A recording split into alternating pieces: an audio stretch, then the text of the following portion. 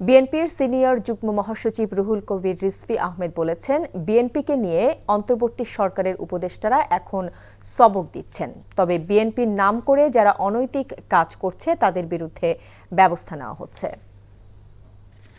কোটি মানুষ বাংলাদেশের যারা নাগরিক তারা তো কেউ জানে না এখানে উগ্রবাদের হয়েছে, উত্থান হয়েছে কোথায়, কোন এলাকায়, কোন মহল্লায়, কোন গ্রামে। বিশ্বব্যাপী অপতথ্য ছড়াচ্ছেন যারা, তারা ইতিপূর্বেও করেছে। শেখ হাসিনার আমলে জঙ্গিবাদ দমনের নামে মাঝে মাঝে যে কাজগুলো তিনি দেখাতেন, এগুলো যে নাটক, সেই নাটকের একটা পরোক্ষ উল্লেখ সে আইজি সাহেবের বইয়ের মধ্যে আছে। মোহাম্মদ শহীদুল ইসলাম বা শহীদুল হক বোধহয় তার নাম। বান্ডেল থাকলে প্রতি সেনমানিতে টাকা বাঁচবে। বিকাশ সেনমানি বান্ডেল কিনে জিতুন প্রতি লেনদেনে।